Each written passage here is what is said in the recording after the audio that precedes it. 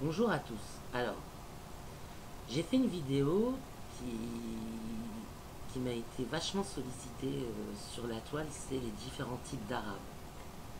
Mais j'ai oublié, parce que je veux parfaire mon enseignement, les différents types d'hébreu. Parce que généralement, quand on parle d'hébreu, on parle de l'hébreu moderne en général. On appelle aussi l'hébreu israélien, qui est censé nous amener à la Torah.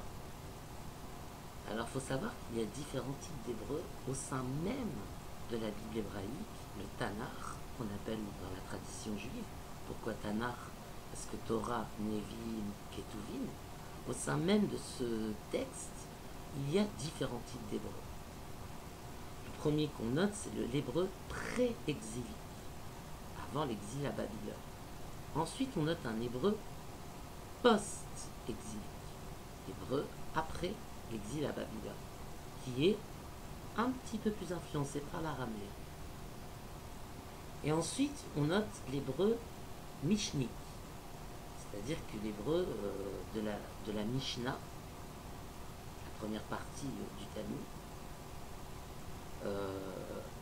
même si on note une influence forte de l'araméen, on considère que c'est de l'hébreu dans sa structure syntaxique et tout ça. Par contre, au niveau de la Gemara, là, on considère que c'est de l'araméen. Parce que même si l'alphabet n'a pas changé, c'est de l'araméen ougaritique, comme on dirait. Il est tellement influencé par l'araméen que on ne peut plus considérer ça comme de l'hébreu. Donc 3 types d'hébreu dans la Torah et dans le Talmud. Ensuite, il y a l'hébreu moderne. C'est celui que je vous enseigne, c'est celui qui rassemble tout, parce que il reprend l'hébreu de la pré-exilique, il reprend l'hébreu post-exilique, il reprend l'hébreu mishnique, et il reprend même l'araméen de la Gemara. Ensuite, il y a l'hébreu médiéval, parce qu'au Moyen-Âge, les érudits étudiaient encore l'hébreu et l'ont enrichi de certains termes.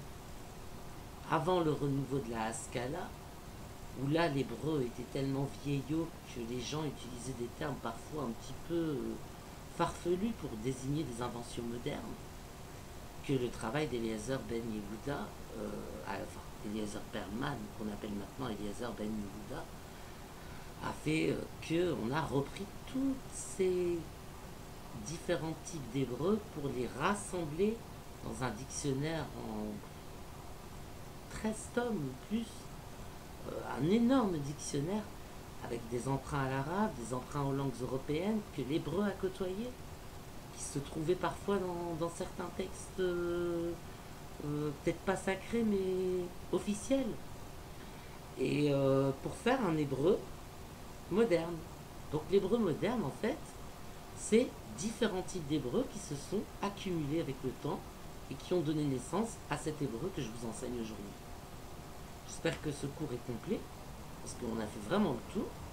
J'ai pas donné d'exemple parce que il y en a tellement.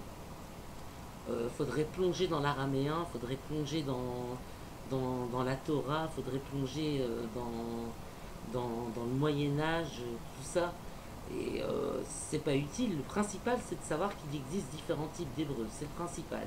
Et de savoir qu'en hébreu moderne, tous ces types d'hébreux ont été repris dans leur vocabulaire principalement. Et la syntaxe a été élaborée pour s'adapter au monde moderne, c'est-à-dire que, par exemple, dans les langues sémitiques, on a l'accompli et l'inaccompli, ce qui a été fait, ce qui n'a pas été fait. Point. On peut trouver toutes les variantes temporelles de la langue française, passé composé, présent, conditionnel. On peut, avec des préfixes, des suffixes et tout ça, on peut. Mais, grosso modo, il n'y a que 2 conjugaisons, l'accompli et l'inaccompli. En hébreu moderne, on a repris le participe actif pour dire par exemple Ani, Medaber, ça veut dire je suis parlant, mais en arabe aussi ça se fait. Mais en hébreu c'est commun, c'est-à-dire qu'on a un nouveau temps, le présent. Donc autrement dit, l'inaccompli, ce qui n'a pas été fait, c'est le passé. Le participe actif, Ani, Medaber, Dabarti, Dibarti ivrit, je parlais hébreu. Animé daber ivrit, je parle hébreu. Et daber ivrit, je parlerai hébreu. Et avec ça, on arrive à faire toutes les composantes des temps qui existent dans les langues européennes, ce qui fait que l'hébreu est reparlé. Pour s'adapter au monde moderne, on a tout simplement pris ce que l'hébreu connaissait. Par exemple, il y a un autre exemple que je peux donner, il y avait très peu d'adjectifs en hébreu. Très peu d'adverbes. On en a pris par rapport à la racine, par rapport aux adjectifs et aux adverbes qu'on trouvait dans la Torah, dans la Mishnah, dans la Gemara, toutes ces petits mots qui étaient utilisés. On a repris les schèmes. Vous me comprenez, quand je dis schème, ça veut dire que c'est la formation du mot, pas la racine. La racine, elle sert juste à compléter le schème. Et le schème, par exemple, on sait que par exemple, tout ce qui finit en on, c'est des outils. Voilà. Par exemple, milon, c'est un nouveau mot, du mot mula, un mot. On forme le mot milon, un dictionnaire, un outil qui sert à trouver des mots. Pareil avec le mot derer. Derer, un chemin. On forme le mot dachron, un passeport, un outil qui sert à passer le chemin, etc., etc. Et donc du coup maintenant on a adjectif, adverbe, présent, passé, futur, tout pour une langue vivante. Mais il existe différents types d'hébreu.